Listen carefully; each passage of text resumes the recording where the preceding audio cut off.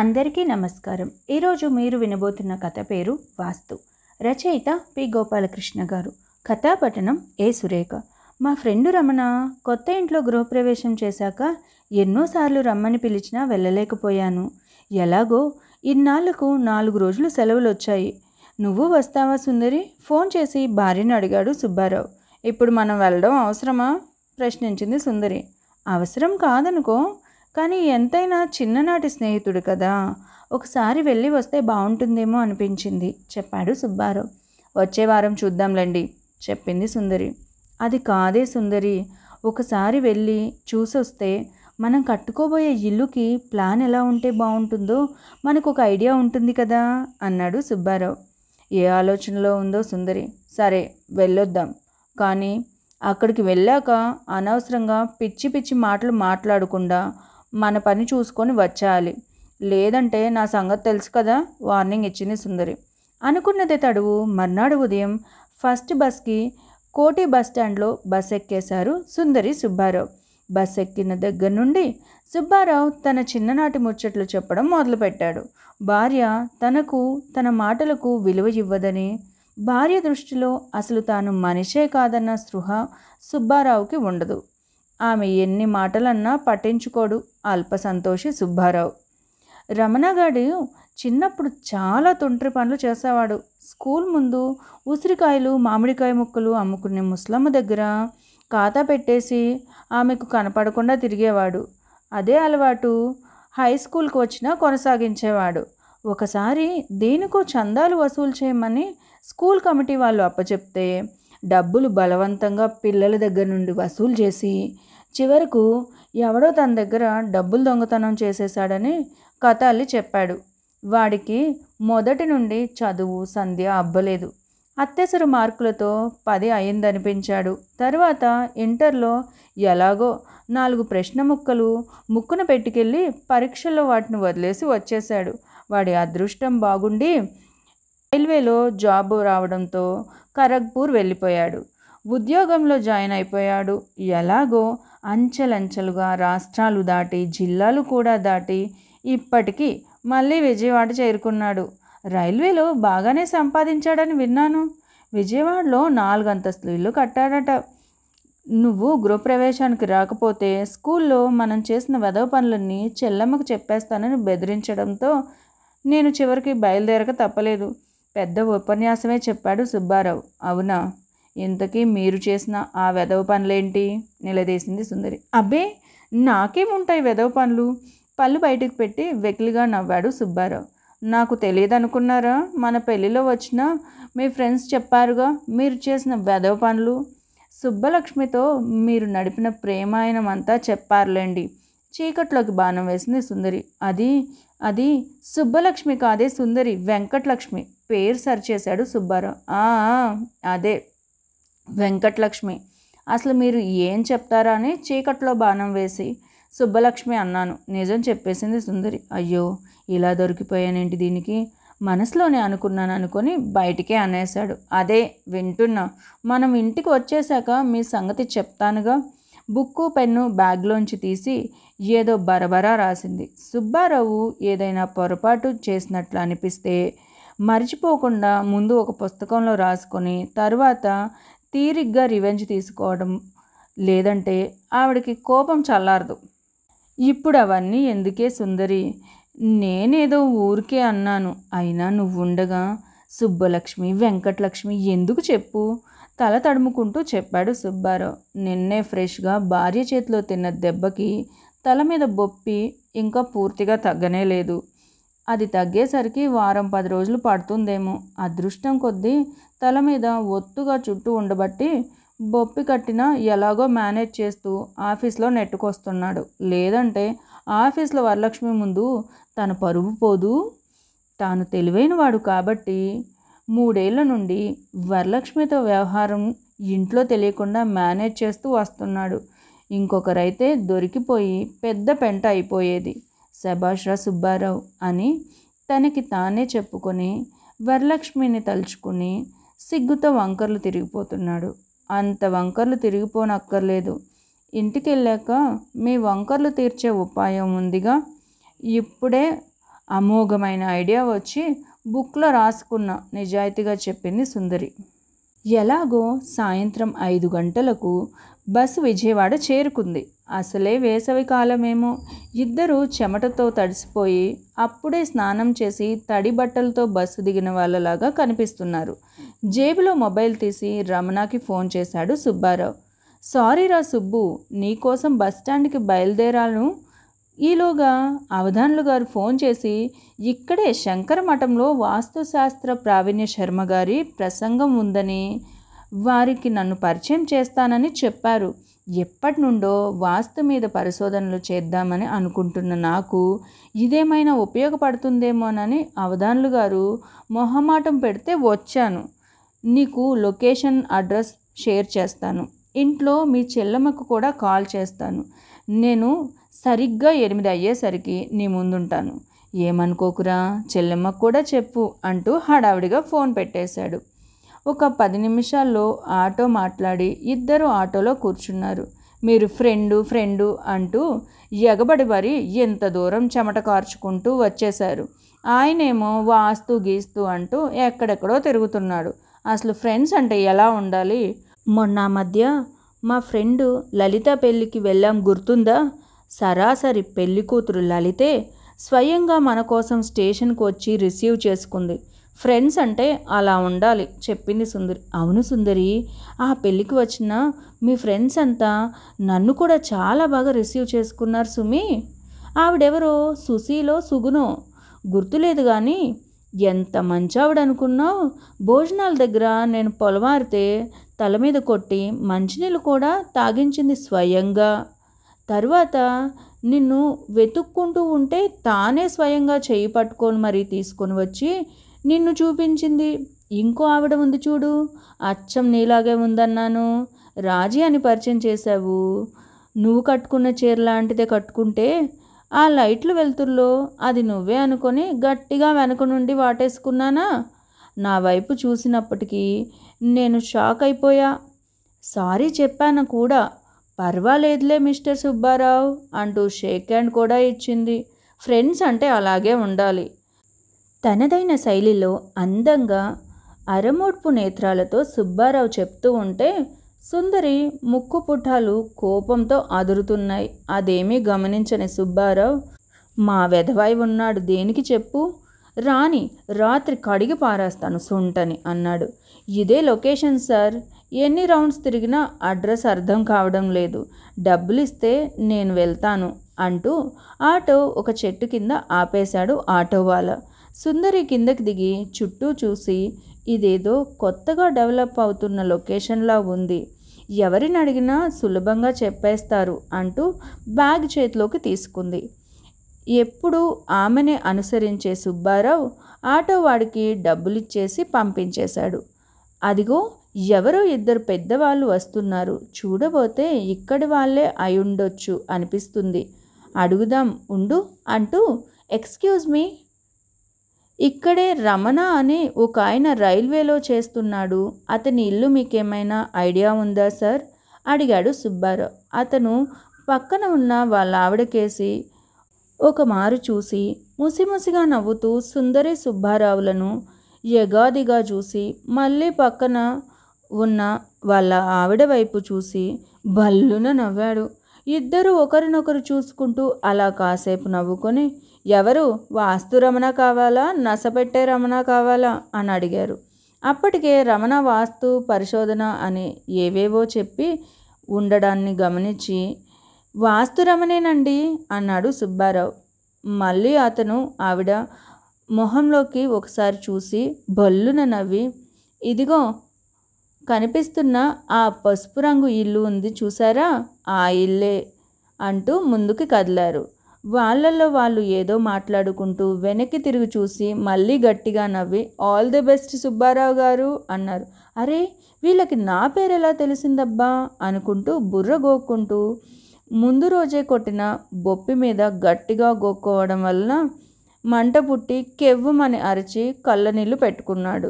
ఇంటికి పసుపు రంగు వేసుకోవడం ఏంటండి, లక్షణంగా ప్రపంచంలో ఎన్ని రంగులుండగా మీ ఫ్రెండ్కి ఆ పసుపు రంగు ఎలా నచ్చిందో నాకైతే కడుపులో తిప్పుతోంది అంది సుందరి. గట్టిగా అనకే సుందరి, వాళ్ళు వింటే బాగుండదు చెప్పాడు సుబ్బారావు. ఇద్దరూ ఎలాగో అవస్థపడి చీకటి పడుతున్న వేళకి ఇంటికి చేరుకున్నారు. ఎత్తైన పునాదులతో పెద్ద కాంపౌండ్ వాల్తో ఇల్లు 4 అంతస్తులతో టీవీగా కనిపిస్తుంది. హమ్మయ్య వచ్చేసాం అంటూ రోడ్డు మీద నిలబడి ఇంటి వైపు చూస్తే గేట్ కనపడలేదు.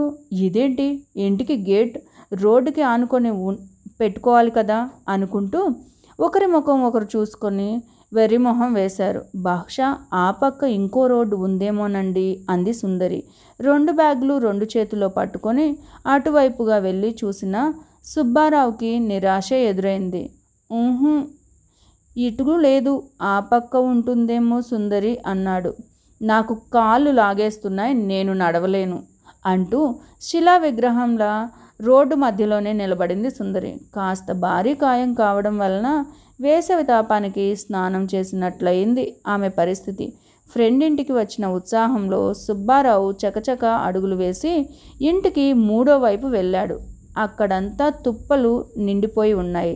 చిన్న కాలిబాట ఉండి ఇంట్లోకి వెళ్ళడానికి అన్నట్లు ఇరుకైన గేటు ఉంది. చెల్లెమ్మా అంటూ చనువుగా 4-5 సార్లు పిలిచేసరికి ఎవరది అంటూ ఒక భారీ కాయం గేటు దగ్గరకు వచ్చి, మీరేనా, వస్తారని ఆయన ఫోన్ చేశారు, రండి రండి అన్నయ్య అంటూ పిలిచింది.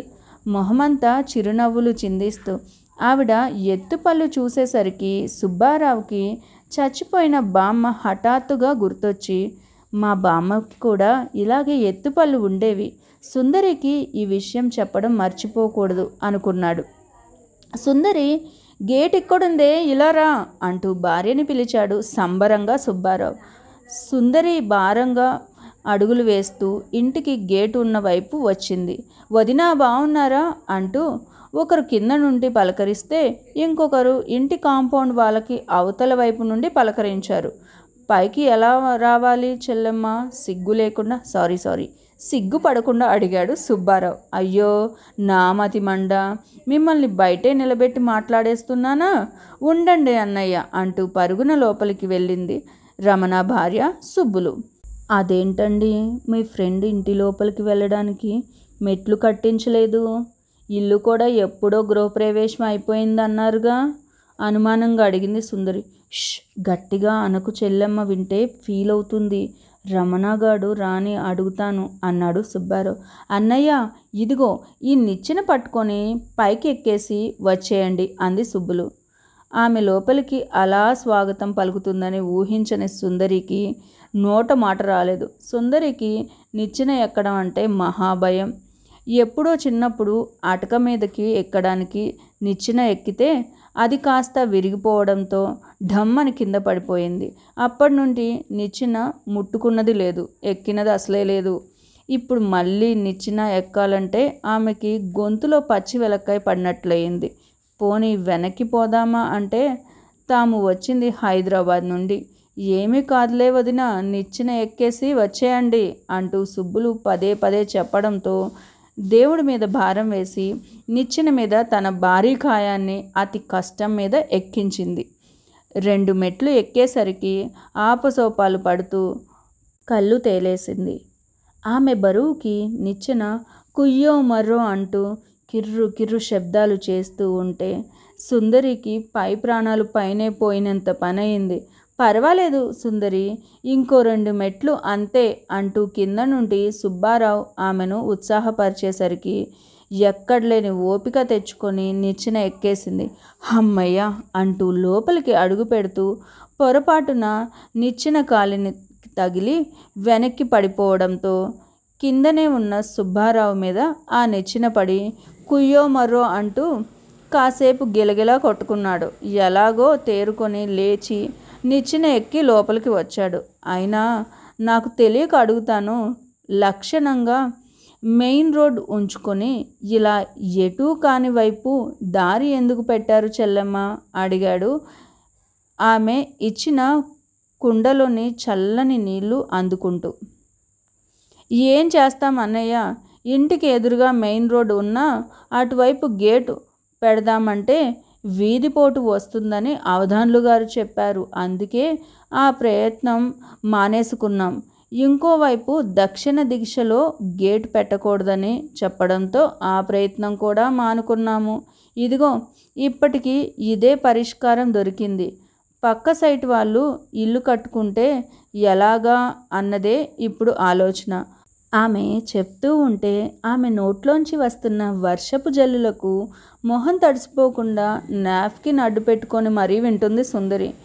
ఎప్పుడు తిన్నారో ఏంటో, ఆయన వచ్చేసరికి లేట్ అవుతుందేమో, లేచి స్నానాలు కానివ్వండి అంటూ తొందర పెట్టింది రమణ వాళ్ళ ఆవిడ.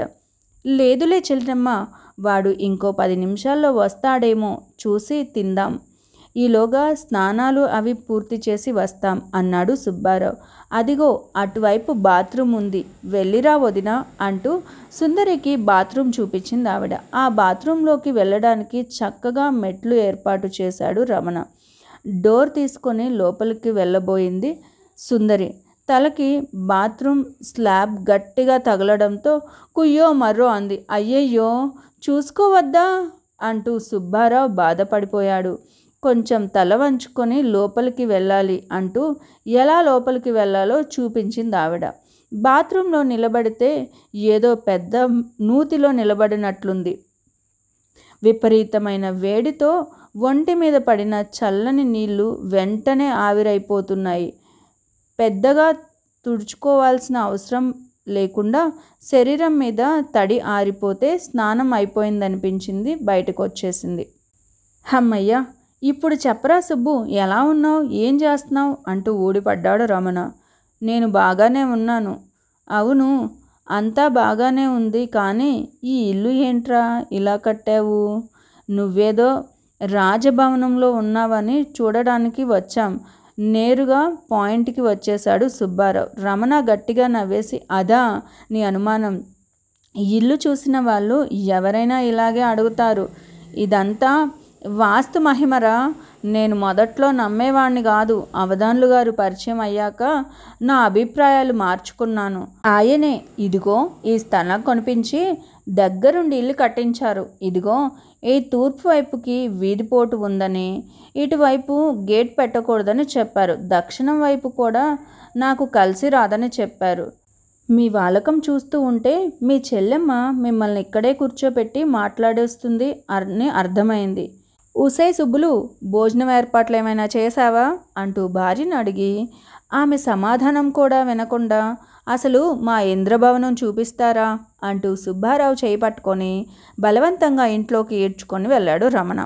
సుబ్బారావు భారీ కాయం కాకపోయినా మనిషి సుమారు 6 అడుగులకు 1-2 అంగుళాలు తక్కువ ఉండి, ఎత్తుకు తగిన ఆకారంతో కొంచెం భారీగానే పెరిగిన బొజ్జతో మోస్తారుగా ఉంటాడు. ఇంటి సింహద్వారం ఠంగ్ మని తలకి తగలడంతో అప్పటికి ఇంకా పచ్చి ఆరని బొప్పి మళ్ళీ కదిలిపోయి కెవ్వున కేక పెట్టి కన్నీళ్లు పెట్టుకుంటే బాగుండదని జేబు రుమాలతో కళ్ళు ఒత్తుకున్నాడు. భర్తను అనుసరిస్తూ వెళ్తున్న సుందరి హాల్లో ఒక మూల హఠాత్తుగా గొయ్యిలో పడబోయింది. ఇదేంట్రా, లక్షణంగా ఉన్న హాల్లో ఆ మూల గొయ్యి ఏంటి? కొంచెం అసహనంగానే అడిగాడు సుబ్బారావు. తప్పు, గొయ్యి అనుకో, అది ఈశాన్యం మూల. ఈశాన్యానికి ఈశ్వరుడు అధిపతి. ఈశాన్యాన్ని అవమానిస్తే సాక్షాత్తు ఆ ఈశ్వరుణ్ణి అవమానించినట్లే అంటూ టపటపమని శబ్దం వచ్చేలా చెంపలు వాయించుకున్నాడు రమణ. అది చూసి సుందరి కూడా అన్నయ్య చెప్పింది నిజమే అంటూ తాను టపటపామని చెంపలు వాయించుకుంది. ఎప్పుడో పుచ్చిపోయిన పన్ను తీయించేద్దామని ఎప్పటికప్పుడు అశ్రద్ధ చేస్తూ వస్తున్నా ఆమె అలా కొట్టుకోవడంతో పొన్ను ఊడి చేతిలో పడిపోయింది. హరోం హర అంటూ పెద్దగా కేక పెట్టి, అన్నయ్య, మీ ఇంటి ఈశాన్య మూల మహిమ నా పుచ్చి పన్ను పైసా ఖర్చు లేకుండా ఊడొచ్చేసింది. సంబరంగా చిన్నపిల్లల ఎగరాలనుకుని తన భారీ కాయంతో ఆయాసం పడలేక ఊరుకుంది. అదిగో ఆ మూల ఉంది చూడు, అది దేవుడి గది అంటూ అక్కడికి తీసుకెళ్ళాడు. దేవుడి గది తలుపు తీసి దేవుణ్ణి చూద్దామని ఆత్రంగా ఉన్న సుందరి తలుపు తీయగానే గుప్పున వచ్చిన పొగకి భయపడిపోయింది. బాబోయ్ మంటలు, పొగ అంటూ పొగకి ఉక్కిరిబిక్కిరైపోయింది. అయ్యయ్యో, అదేం లేదు చెల్లెమ్మ, ఇప్పుడే పూజ చేసినట్లుంది మా ఇంటావిడ. అగరొత్తులు వెలిగించి తలుపు వెయ్యొద్దే అంటే వినదు అంటూ భార్య మీద వెసుక్కున్నాడు. పైన మేడ మీదకి వెళ్దాం అంటూ మెట్లు మీదకి దారి తీశాడు. అమ్మయ్య, ఇక్కడైనా మెట్లున్నాయి, అదే 10,000 అనుకుంటూ భర్తను అనుసరించింది సుందరి. కానీ పైకి వెళ్తున్న కొద్దీ మెట్లు చిన్నవిగా ఇరుగ్గా ఉన్నాయి. ఎలాగో పైకి వెళ్ళాక బెడ్రూమ్ అవి చూపించాడు రమణ. ప్రతి గదిలోనూ ఈశాన్యం మూల బాగా లోతుగా గొయ్యిలా ఉండడం సుందరికి చాలా ఆశ్చర్యం కలిగించింది. ఇదిగో, ఇది సిట్అవుట్, నైరుతి మూలలో కూర్చుంటే బాగుంటుందని అవధాన్లు గారు చెప్తే ఇలా తయారు చేశానన్నమాట అంటూ ముందుకు కదిలి కూర్చోండి ఇలా కుర్చీలో అన్నాడు.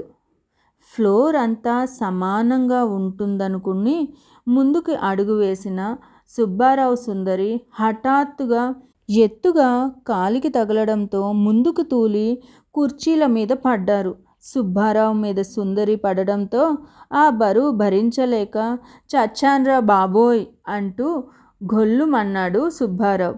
రమణ ఇంకా ఎన్నెన్ని వింతలు విచిత్రాలు చూపిస్తాడో అర్థం కాని సుందరి సుబ్బారావులు ఇల్లంతా అద్భుతంగా ఉంది అంటూ తమకి వచ్చిన కొత్త కొత్త పదాలతో రమణ దంపతులను దీవించి తాము తెచ్చిన గిఫ్ట్ టేబుల్ మీద పెట్టి ఆ రాత్రికి డిన్నర్ ముగించి రమణ చూపించిన బెడ్రూమ్లో ముడుచుకొని ఒక మూల పడుకొని ఉదయం లేస్తూనే అర్జెంట్ పనుందంటూ హైదరాబాద్ బయలుదేరారు.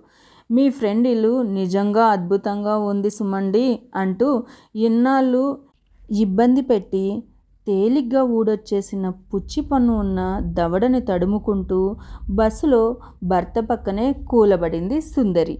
ధన్యవాదములు.